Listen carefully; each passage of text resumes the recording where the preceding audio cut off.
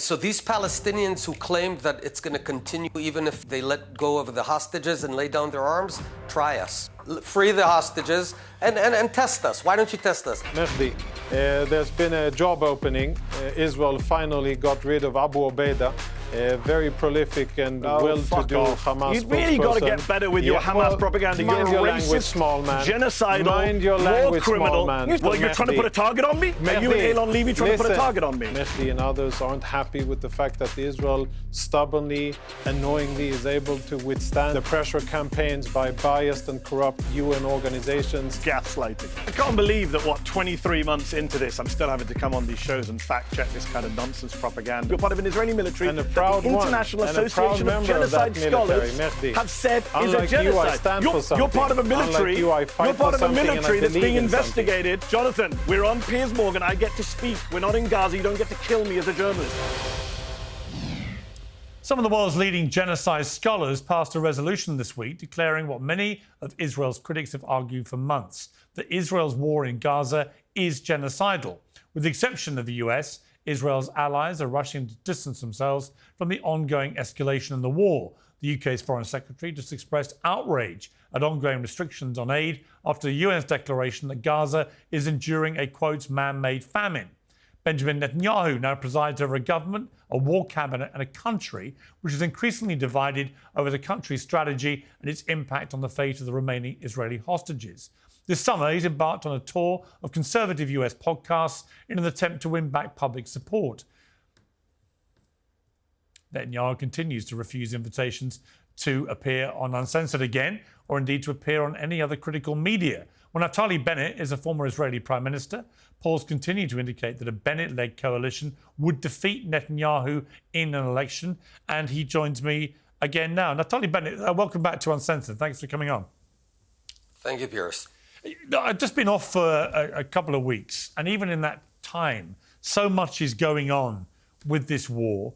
But what appears to be very increasingly evident is that there's a real difference of opinion internally in Israel between Israeli citizens and the government, between the IDF and the government, between the families of the hostages and the government. What is your sense here about what is going on internally in Israel?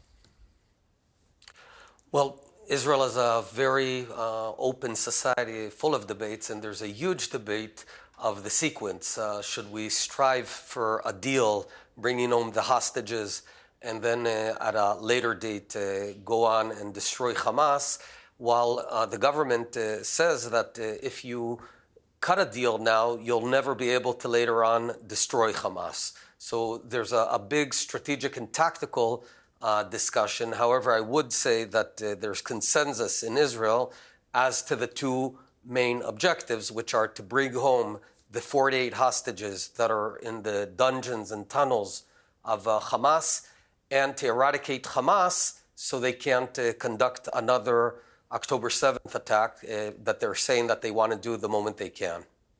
This report has come from the leading association of genocide scholars in the world, declaring that Israel's committing genocide in Gaza.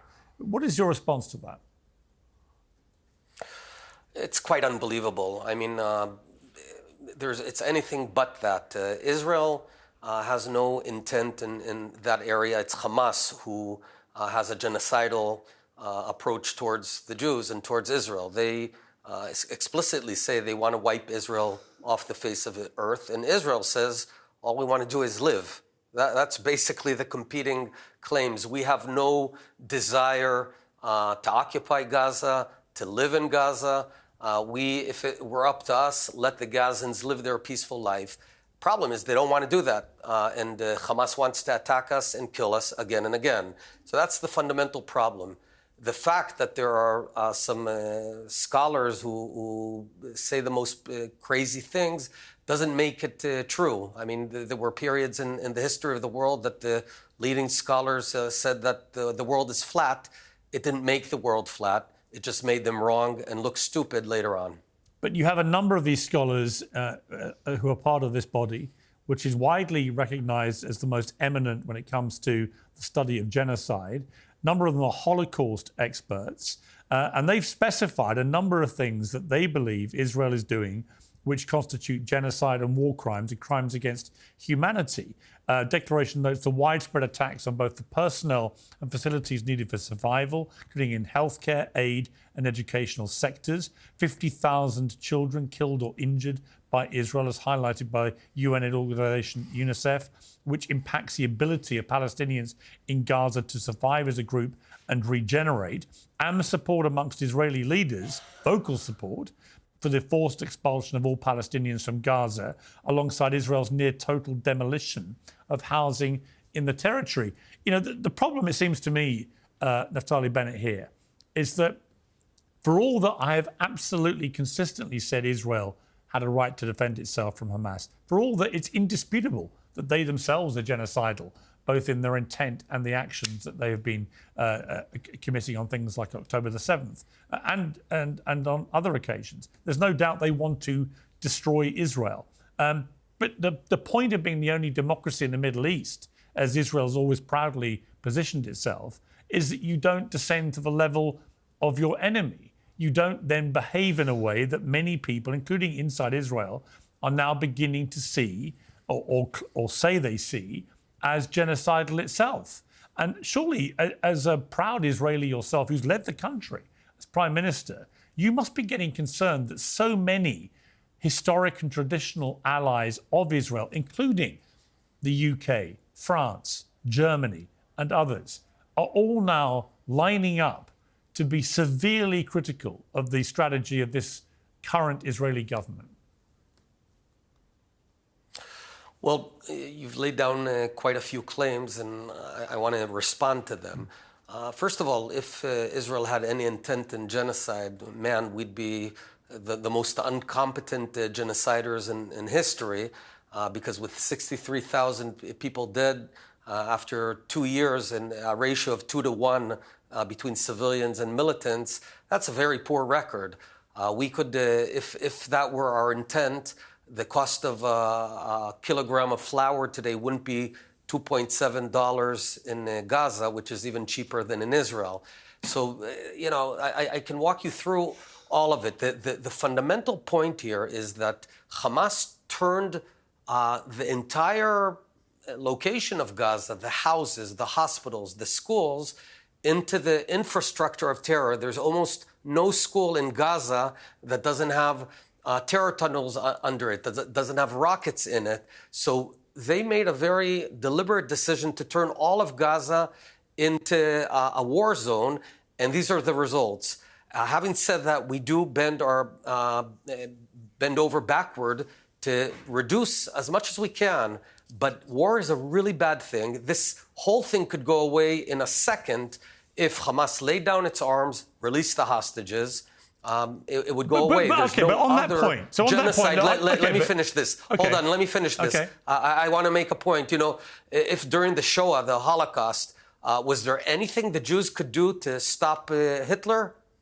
Could they say, you know, we do X and Y? So there's no connection here. Here, it's them wanting to kill us. The moment they lay down their arms, the moment they let go the hostages, the war ends. Yeah, but you see, that's where I have an issue with this, because I've heard this a lot now from people on the Israeli side who come on the show. And yet, at the same time, you have people like Smotrich and Ben-Gvir in the government very openly talking about expelling all Palestinians from Gaza. And if they had their way from the West Bank, we had this leaked report in the Washington Post last week about a Gaza Riviera plan, which would involve the temporary relocation of all of Gaza's 2 million population, which many people just view as blatant ethnic cleansing. So you've got all this going on at the same time, which makes people who are on the Palestinian side say, well, this isn't ending if the hostages get released. It's just the start of a new hell. The new hell being the I have an idea. Being the expulsion of 2 million Palestinians. Okay, so these Palestinians who claimed that it's going to continue even if they let go of the hostages and lay down their arms, try us. Well, I agree with you. Lay down your arms. I agree with you. Free the hostages and test us. Why don't you test us? I agree, but it's nonsense. No, it's nonsense. I agree that they should do that. However, I do not agree that where we are now in reality in Gaza is 75% of it's been destroyed. There is nowhere for these people to go back to their homes and live. Everyone knows that. And when you have senior members of the government, of the cabinet, talking brazenly about kicking all the Palestinians out and taking it over, you must understand that people are looking for the day after the release of all hostages and the supposed end of the war and thinking, well, what happens to the Palestinian people at the end of this? Not Hamas, that no one has any sympathy for, but what happens to them? Now, everybody knows how much I enjoy my tea, and I'm very happy to say that today's show is sponsored by PIQUE's Pure Fermented Teas. These are not your average brews. They're sourced from 250-year-old wild trees in the Himalayan foothills, which are untouched by modern farming. No pesticides, no fertilizers, just nature at its best. Pure delivers a full spectrum of prebiotics, probiotics, and postbiotics, just like the fermented foods found in longevity hotspots. It comes in crystal form, so there's no messing around. Just dissolve, sip, and feel the difference. It's trusted by health experts, including Casey Means and Dr. Mark Hyman. There's teas for all occasions, and they all support your gut health, metabolism, and cellular renewal. The next time you put the kettle on, ask yourself, is my tea working as hard as me? PIQUE's Pure Fermented Teas for the gut of a Brit and the longevity of a Himalayan monk. Get 20% off for life, plus a free frother and glass beaker with the Pure Bundle. Visit peaquelife.com/peers. That's Peak, P-I-Q-U-E, life.com/peers. Yeah, let me lay out the vision for the future of Gaza. Once they release the hostages, lay down their arms, and then effectively we have a Gaza that is demilitarized. We don't want to govern Gaza. All we want is security. We bring in the Egyptians, we bring in the Saudis, the Emirates. We designate an area for rebuilding Gaza 2.0. If there's Gazans who want to leave Gaza, we don't force them to stay in Gaza because, mind you, the conditions are bad. I'm not suggesting it's a five-star hotel there. It's lousy in Gaza because they turned their homes into terror bases. But then the rebuilding starts. As new buildings emerge, they can vacate them, and then we have a demilitarized and future for Gaza. I hope it would be good. Ultimately, it's their choice. If they choose to go down the terror route like they did in the past 20 years, that we can't deal with that, and we'd have to fight again. But if they choose a peaceful route, they have a beautiful country and future there. I just want to, at the end, mention an ongoing rumbling story about Jeffrey Epstein and whether he had connections or was employed by Mossad. You've spoken about this before. The rumor mill continues about this. You were a former Israeli prime minister. The Mossad reported directly to you. How certain can you be that there was no link at all with Jeffrey Epstein? 100%. Would you tell me anyway?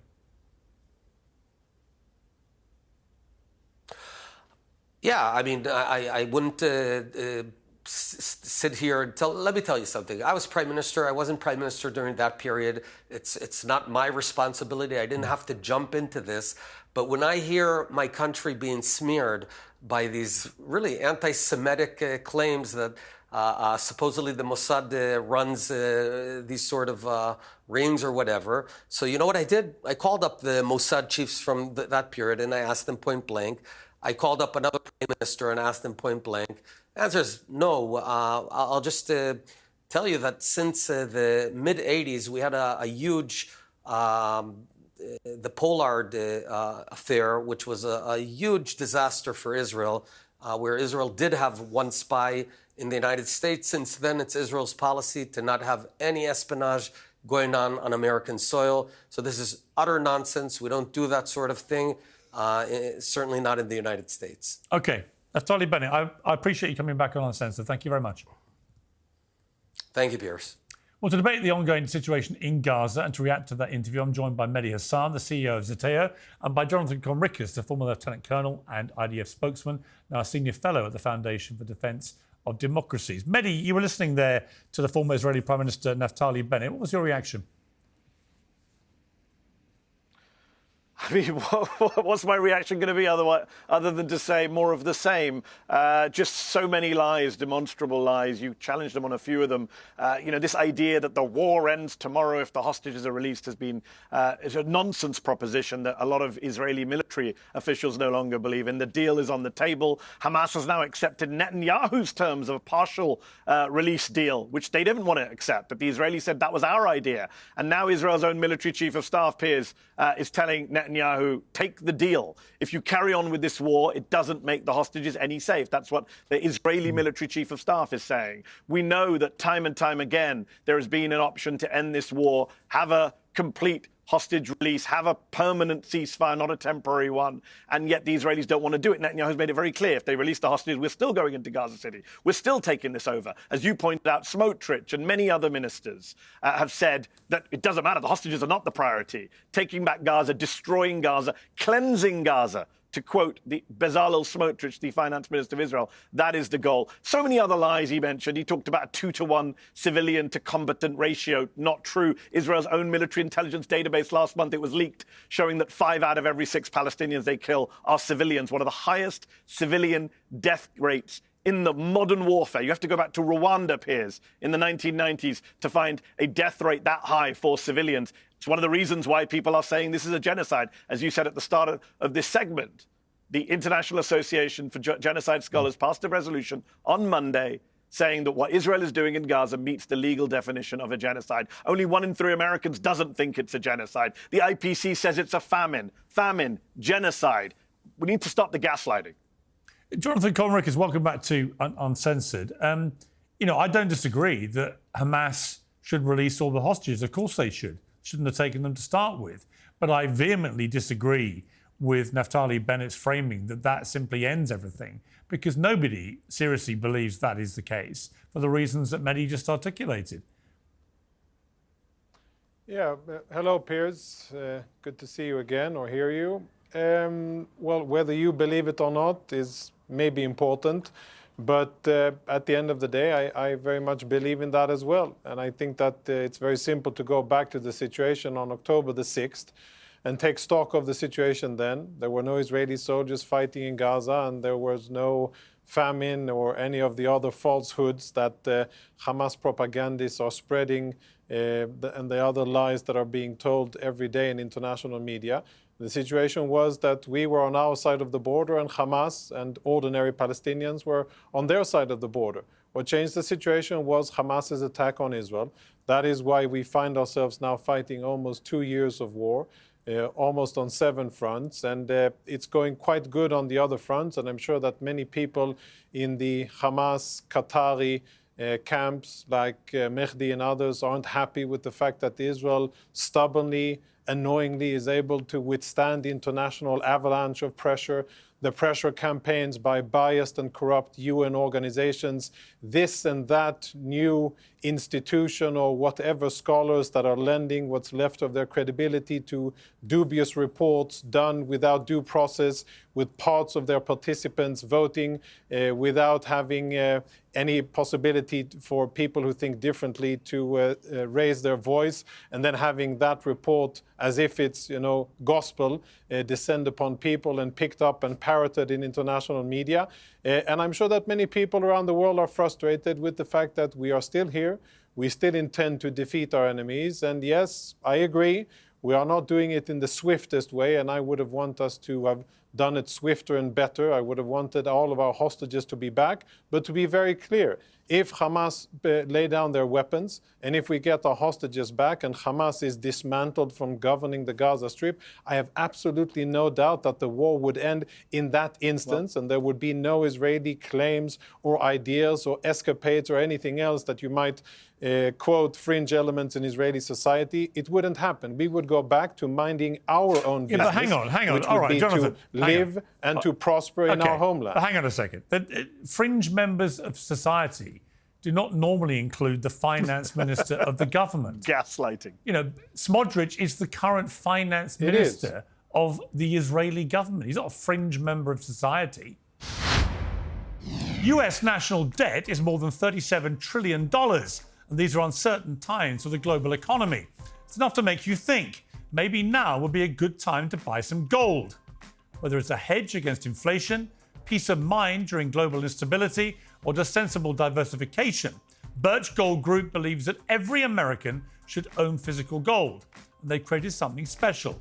Until the 30th of September, if you're a first-time buyer, BIRCH Gold is offering a rebate of up to $10,000 in free metals on qualifying purchases. To start the process, request a free information kit now. Just text PIERS, P-I-E-R-S, to 989898.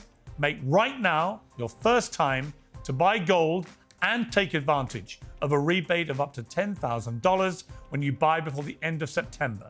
Text my name, Piers, to 989898. Claim your eligibility and get your free information pack. Again, just text Piers to 989898. Well, he represents an electorate, democratically elected, but he represents an electorate which is on the extreme sides of Israeli politics. I perhaps shouldn't belittle and call them fringe, but it is an extreme part of Israeli society.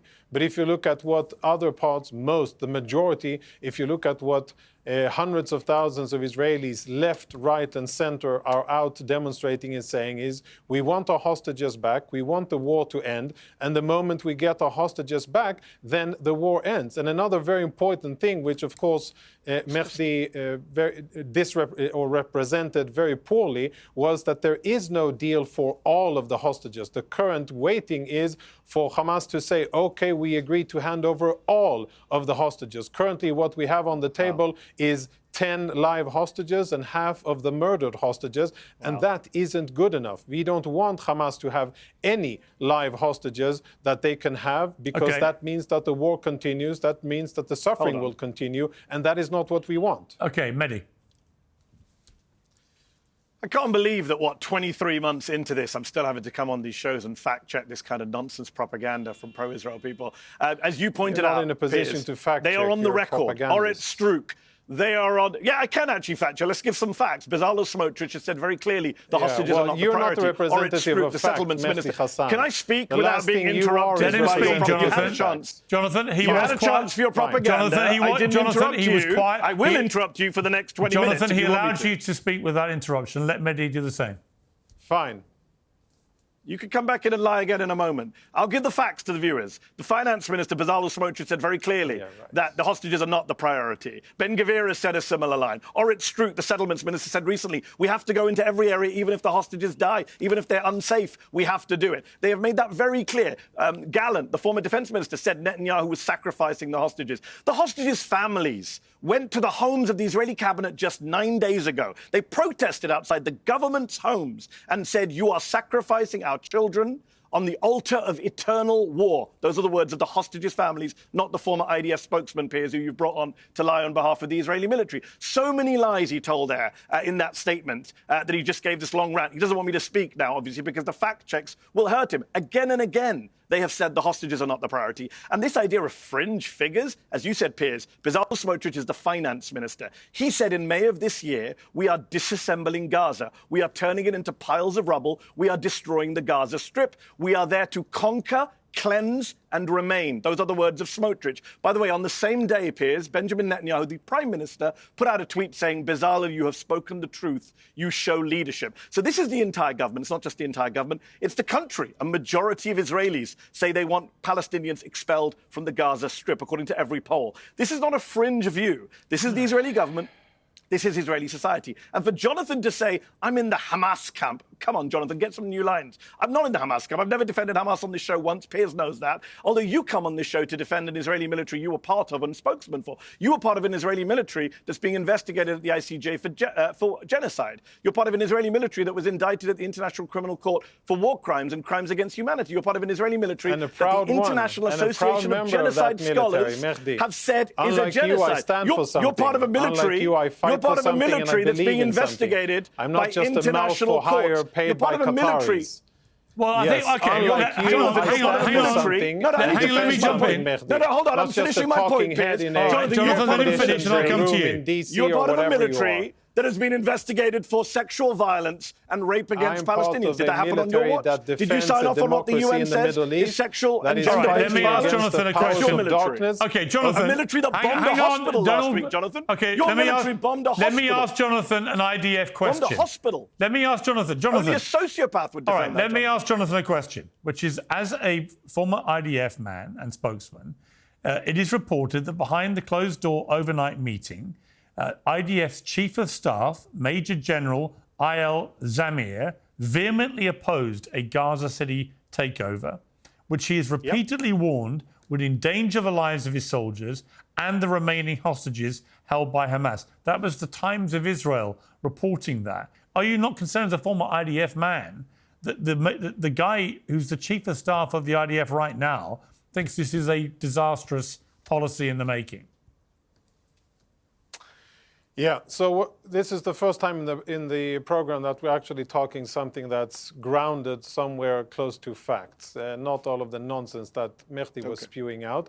And by the way, I'll answer the question, Piers, but by the way, Mehdi, I quoted Let him speak, Mehdi. Deal with the Smotrich quote. No, you've been misrepresenting, cherry-picking. No, don't talk over each other, Mehdi. Let Jonathan respond. Cherry-picking anything.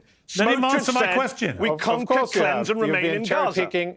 No, that's the factual quote. Right, please let him answer my question. Which Netanyahu agreed with. All right, Jonathan, answer my question, please. I'll answer the question. So, Lieutenant General Eyal Zamir is an excellent officer. He's the Chief of Staff of the IDF, and he's been leading the IDF with quite significant successes against Hezbollah, against the Iranians, and he is leading the IDF in our war, our very just war against Hamas. I'm very happy that there's a debate and that's an ongoing discussion between the military echelon and the democratically elected echelon in Israel. I'm not so happy that it's out in the open, but I am aware that it's happening.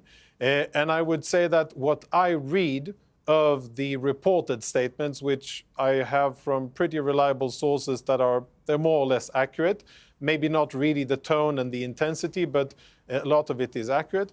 What I read is that the military, very correctly, is asking of the government, what is the end state here? And government, please tell me what you intend for things to happen once we actually go in and fight Hamas and kill them in their tunnels and take out the remaining parts of the leadership and actually get the military part of the job done. And I think that's a very good point made by the IDF, because that is clarity that is needed.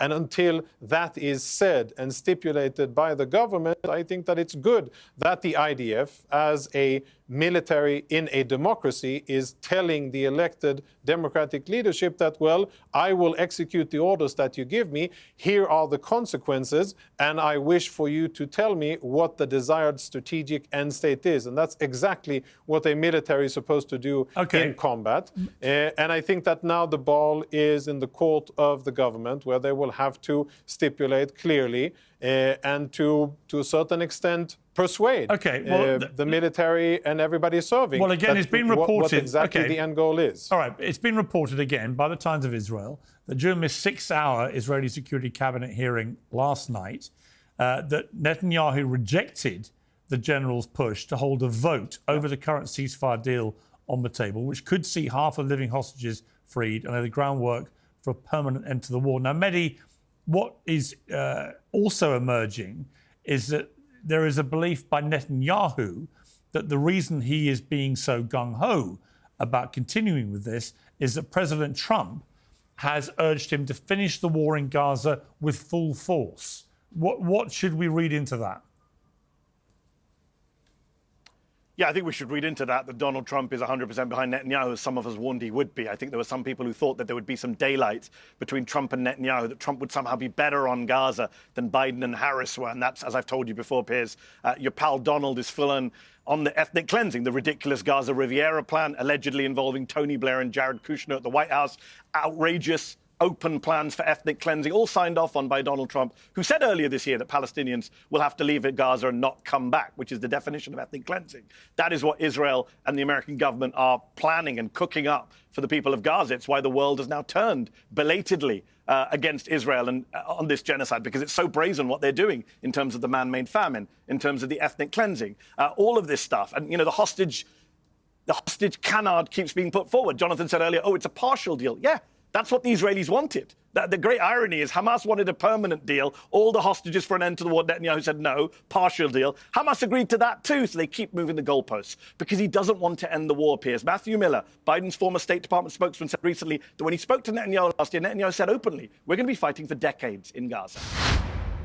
Today's show is brought to you by Oxford Natural, makers of the Optimum Day and Optimum Night all-natural supplements. Thousands of Brits and Americans are already taking them with incredible results. Optimum Day is designed to boost your energy and support weight loss throughout the day.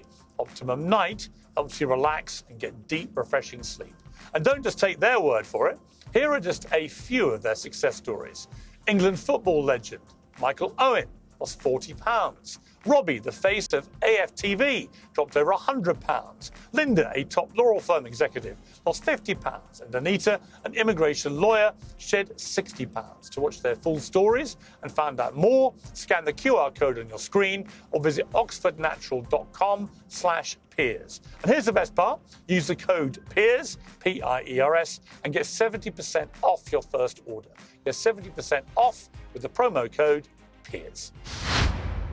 He wants this war to continue for his own reasons, for the ideological reasons of his cabinet allies. And the military, you know, the Israeli military has now come to its senses saying this is not helping. This is the same Israeli military that has committed multiple war crimes. I mean, Jonathan talked earlier about, you know, what the purpose of combat is. He said he was a proud IDF man. He's proudly part of a military that last week bombed a hospital not once, but twice. A double tap strike, according to CNN, triple tap strike, killing emergency responders, journalists, aid workers in front of our eyes. That is his glorious military. It's an Israeli military which, according to Nick Maynard, Piers, who you know, British doctor, I interviewed him last month, he said he treated Palestinian teenagers in his hospital in Gaza over the summer who were shot in the testicles, multiple children shot in the testicles by Jonathan's military, the same military that killed 15 paramedics in April and then just buried them with their ambulances in the sand. They were buried in the sand by the Israeli military in April. They lied, the Israelis. They said, oh, the lights were off. We didn't know who they were. Hamas were firing. Turned out all to be a lie. You know what the Israelis did, Piers? They fired the deputy commander. That's it. Nobody went to prison. No one was charged. They murdered 15 people. That's the military that Jonathan's come to defend. The most immoral military right now in the world that is bombing hospitals in front of our eyes. Jonathan? Yeah, it's, you know, it's various levels of ridiculous. But listen, Mehdi, there's been a job opening. Israel finally got rid of Abu Ubaidah, a very prolific and well-to-do Hamas You've really got to get better with your Hamas propaganda. You're a racist, small man. Genocidal, war criminal. Man. You support war criminals. Well, you're trying to put a target on me? Are you and Elon Levy trying to put a target on me? Are you trying to put a target on me? You keep saying I'm Hamas, and you support killing Hamas. You've done it with Elon, and it won't work with me, little Mehdi. Little Mehdi, you've done that shtick with Elon. It doesn't impress me. But I'm telling you is that if you improve your Arabic just a bit, you keep saying I'm Hamas based on nothing. If you improve your Arabic just a bit, I think you are well on track to become a very prolific spokesperson for Hamas. Your troops engaged in sexual violence against Palestinian women. Abu Ubaidah. You're being investigated in the International Criminal Court. Touting you are part of an army that is committing genocide, Jonathan. Mehdi, you are touting Hamas's propaganda lies. You are regurgitating things from April and from September. The genocidal Israeli military. Let me jump in. Jonathan, let me jump in, please. Israeli military. All right. And now you want to kill every journalist that speaks out against you. You killed 5 journalists last week. Jonathan, on that, but I think you would do an excellent job at replacing Abu Ubaidah. Your military killed 5 journalists. Let me ask a question, please. And you're doing a great job. And you're doing a great job as Julius Streicher. All right, let me ask a question because nobody can hear either of you. Nobody can hear either of you. That's how history will remember you. Let me ask you, Jonathan. Jonathan, about the incident. Jonathan, let me speak. About the incident that Mehdi's alluding to. He doesn't want to talk about the hospital. I'm just about to ask him about the hospital. If you let me do my job. Let me please ask you a question and do my job. So, Jonathan, the incident that Mehdi is alluding to, the double tap attack on a hospital which killed 5 journalists, this takes the total of journalists to over 200. There are now journalists all over the world who are protesting about this. People from CNN, from Reuters, from AP, from every serious news organization in the world, saying that there is a mini genocide going on with actual journalists in Gaza, and that the only reason for this, the deliberate systematic attacks on journalists, is because Israel does not want people reporting on what is actually happening there. I know you agree with me, because you said it many times, that Israel should allow the international media in to do their jobs. But so far, they're not doing that. They're only allowing in certain friendly journalists embedded with the IDF to report what they want them to report. But until there is free, unfettered access of journalists into that region to report on this stuff, there is a belief that Israel is going about now deliberately and systematically killing Palestinian journalists to silence them. What is your response to that? Yeah, that belief is wrong, and I have a few things to say. First, about the horrible, tragic mistake at Nasser Hospital. That is not what I envision in terms of Israeli operations. That is a tactical mistake by forces on the ground that saw a camera on top of a building, assessed that the camera was operated by Hamas, because Hamas has been operating cameras from all civilian buildings, including from hospitals, in order to monitor the troop movement of Israeli troops and then to detonate IEDs or otherwise to direct combat activity against Israeli troops. And that is why when Israeli troops saw that camera and other activity on top of that building, they engaged. Regretfully, 5 journalists, some of them working for international media outlets, were killed. That is not a desired outcome. That is a mistake, and that should not happen on the battlefield, full stop. 6 terrorists were also killed in that attack. When I spoke with 6 Hamas known operatives were killed. When I spoke with people in the IDF, my questions were actually about the second strike, which we saw live on an Arabic network, which I agree looks horrible, should not happen, and is something that I'm waiting for the IDF to investigate and to present findings and to say this is why the mistake happened and these are the steps that we have taken in order to rectify it. And I believe that the IDF will do that. And I believe that this is not what the IDF was seeking to achieve, because it was very clearly aid workers and others that were trying to rescue people that were wounded from the first engagement. So this was not intentional. This was a battlefield mistake in a chaotic or very difficult combat environment of troops that are under fire from civilian buildings where the enemy uses hospitals and schools and mosques and houses in order to fire from. This is the reality in Gaza made by Hamas, which we many times gloss over. No, as I said, they were from that. But first of all, Hamas has fired from the Nasser hospital several times in the past, and Hamas has been using cameras from various buildings, mosques, schools, and hospitals in Khan Yunis, in Gaza, in Rafah, in all of the Palestinian villages and cities. And that is why the IDF thought that the cameras that they saw were linked to Hamas. But I'm saying it very clearly, that was not the intended outcome. Mehdi? Can I respond, Piers? Yeah. So on this hospital attack, let's just be very clear here, because so much gaslighting going on here. First of all, I'm old enough to remember October 2023 when the world went mad to suggest that Israel would ever attack a hospital. We were told for months Israel would never attack a hospital. Now they proudly attack a hospital and try and justify it with nonsense justifications. We attacked it because there was a Hamas camera on the roof. First of all, it wasn't a Hamas camera. It was a Reuters camera. Reuters already gave the Israeli military their positions. There were no Hamas cameras on the roof. It's a ridiculous new phase of Israeli propaganda to say it was a Hamas camera justified killing 20 people, which was insane. Okay, let me speak. If you stop interrupting, then I'll deal with that lie. You already said it. You said there was Let Mehdi respond. You're lying. Hamas terrorists. You're lying. I never get through a single answer on this show. Let Mehdi respond. 6 Hamas operatives were not killed. You claim they were killed. No evidence has been provided to the international media that there were 6 Hamas operatives there. In fact, the 6 photos that were released, two of them were killed the day before. One of them was a well-known local firefighter who Israel had already dealt with. They were not 6 Hamas operatives who were killed in that strike. As for it being a mistake, how can it be a mistake, Piers, when it was a double? Can you shut up so I can finish a sentence? It doesn't make it true. Piers, am I going to get to speak on this show? Jonathan, you're just going to let one person speak all the time? But I mean, if you're going to lie and you're going to expect me to you both accuse each other of lying all the time. So let Mehdi respond, then you can respond back. And the world can see that... Jonathan, we're on Piers Morgan. I get to speak. We're not in Gaza. You don't get to kill me as a journalist. I get to speak here and point out that the journalists were killed in a double-tap strike. There's no way you can call that a mistake. The only thing you do in life is He can't shut up, can he, Piers? The only thing you do in life is lie and take money from the Qataris. I'm going to keep speaking and make my point, like I said. All right, let me know, Piers, when I can speak. Jonathan, please let him respond. Because he won't shut up. I need to be able to make a point. No one can understand you when you talk over each other. 6 Hamas operatives were not killed. Mehdi, finish your point. 6 Hamas operatives were not killed.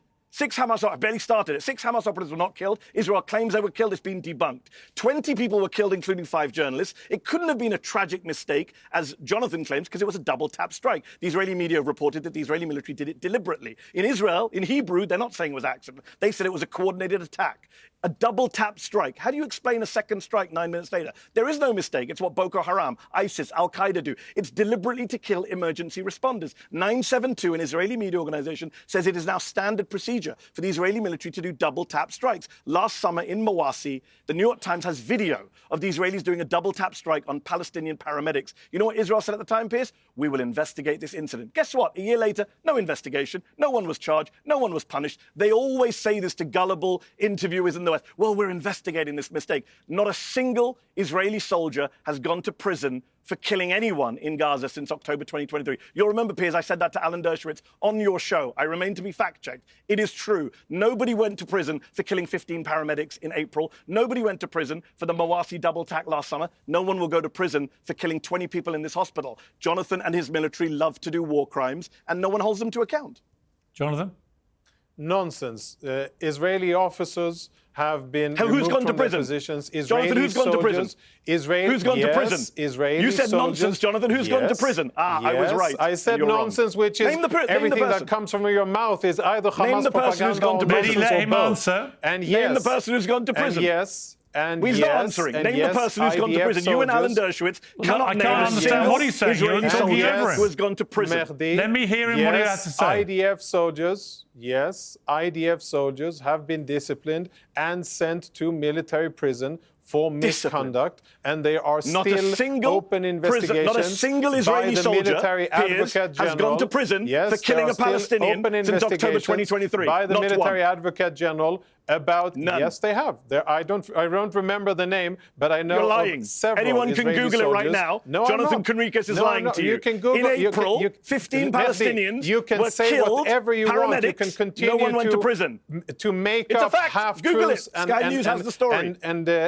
And sprinkle lies as much as you want. We're on YouTube, Jonathan. I know People for can a fact, Google that you're lying right now. I know for a fact that Israeli soldiers have been disciplined. April 2025, 15 paramedics killed. Not a single soldier was charged. About being interrupted. Mehdi, you don't like it when he interrupts you, Mehdi. Let him speak. I am interrupting, Jonathan. Yeah, but let him speak. You don't like it when he does it. So I'm going to fact-check your lies. That's how it works, Jonathan. Mehdi, you're not in a position to fact-check anything. You're a mouth for hire. You're a paid propagandist. Who are you to fact-check anything? The viewers are fact-checking. You are a mouth for hire with no moral tethering in the world. You're a mouthpiece for Hamas and for Qatari money. Who are you to fact-check anybody? April 2025. Mehdi, you are a paid mouth. April 2025. You're a paid mouth in a suit. Who are you to fact-check anybody? April Who are you to fact-check? You have no legal standing, you have no moral standing, you have no factual standing, Mehdi. April 2025. The last time you visited anywhere near a war zone was maybe 20 years ago. You realise nobody can understand the word you guys are saying, right? I mean, you do realise that. Who are you to fact-check, Mehdi? Do you realise when you both talk at the same time, nobody can hear either of you? You realise that, right? I mean, we all understand. You should have got him to stop. Everybody understands that when you both talk at once, nobody hears you. So I don't understand why you can't just take it in turns. Well, you can both sides it, Piers, you both find the others interrupting. Jonathan spent the entire well, you both hate the other one interrupting you, then you both do it yourselves. Piers. Why do you try and practice what you preach, the pair of you? Show? Be honest. Huh? Piers, who did all the interrupting for the first half of the show? Be honest. I think if we actually add up now the number of interruptions, Mehdi, you're right up there with Jonathan. Now, you don't get to start at the end. Well, you don't start at the end, Piers. I'm reacting, even more than that, Mehdi. No, you're not reacting. You're instigating, and you are a You just want to silence me, like you silence every journalist in Gaza. You kill journalists to silence them. You can't handle people. You can't handle the fact you can't kill me. Sharia. You represent a hatred of Western society. Right, Jonathan, let me ask you a question. Dubious clandestine interests. Let me ask you a question, Jonathan. Let me ask you a question, Jonathan. I am Western. Let me ask Jonathan a question, please. Let me ask a question, please. Please. Otherwise, I'll just stop it. It's pointless. Yeah. Jonathan. What a waste of time. Jonathan, I want to ask you a question, Jonathan. I thought I was coming on to debate John Spencer. I'm listening. Not this ridiculous war criminal. Yeah, you're ridiculous, Mehdi. A small man far away from action who represents nothing. But I'm not a war criminal. You're the one who's in a military that's being investigated by the International Criminal Court and the International Court of Justice. Okay. A former member You're part of a military that actually being investigated for something at the ICJ and the ICC. Not just a mouth for hire. You were a Julius Streicher propagandist for the Israeli military, lying about every war crime that was committed. To slander Israel. I'm going to leave it there, and you can carry on talking to each other. It's a bit pointless because no one can understand a word you're saying. I'm very glad you both set the right tone for not interrupting each other. You should have moderated better, Piers. But it's a shame because actually it was an interesting debate. Well, you should have moderated better at the beginning, Piers, because I don't like being interrupted. I'm sure the viewers will conclude that I'm the problem here. I'm sure they will. But thank you both. They will in the first half, Piers. I'm sure the viewers will conclude that the endless interruptions by both of you is my fault. Well, every time I come on this show, I get interrupted by Dershowitz, but you then keep interrupting them as well. Maybe because you're so full of it, Mehdi. That's what happens, because the lies that you say are so full of it. That's exactly what happens. Maybe because you're so full of it that even people that normally are very civilized hear you tell lie after lie and have to respond to it because you lie constantly. You're part of a military that rapes Palestinian women. Okay, and you lie. Welcome back to the viewers. It's been a nice summer, and now we're back to this. All right. And thank you both very much. Piers, my invitation still stands, by the way. Piers, if we're still on, my invitation still stands for you to come to but Gaza. I have no. Here's the point, Jonathan. I have no interest in being led by the IDF to what you guys want me to see. My only interest is in allowing great international independent journalists from the major news organisations who are genuine war correspondents, which I'm not, to go and do their jobs. Yep. And the longer they're not allowed to do it, the more the stench of suspicion grows. That the reason for that is that the Israeli government does not want the world to see what is really going on. You know what my view of that is. I think you broadly agree with it. So me going in on some IDF in bed with you where you go, see, look, we're right. See, look, we're right. No, that's not how this works. I want the proper war correspondents who know what they're doing to go in and to be assessed independently without the IDF telling them what to look at. That's not how war correspondents operate. I think you're setting the bar a bit too high, Piers. I think you're setting the bar a bit too high, and I think that isn't something that has happened neither in Mosul nor in Afghanistan or in other places of Iraq or in Syria. That's usually not what happens. Well, that is not what the journalists are telling me. They're telling me they want to be allowed to do their jobs, and they've not been allowed to do it now since this war started. That's fine that that's what they want, but I think we should start with at least coming in. And as I've said, I think you've been leading this battle and having quite an impact. And I think if anybody gets the credit for it, it probably should be you. And I would be more than happy to facilitate it. OK, I appreciate the offer. Thank you very much, Jonathan. Mehdi has sadly left us. I appreciate you both coming on. Thank you. Piers Morgan Uncensored is proudly independent. The only boss around here is me. If you enjoy our show, we ask for only one simple thing. Hit subscribe on YouTube and follow Piers Morgan Uncensored on Spotify and Apple Podcasts. And in return, we will continue our mission to inform, irritate and entertain. And we'll do it all for free. Independent, uncensored media has never been more critical, and we couldn't do it without you.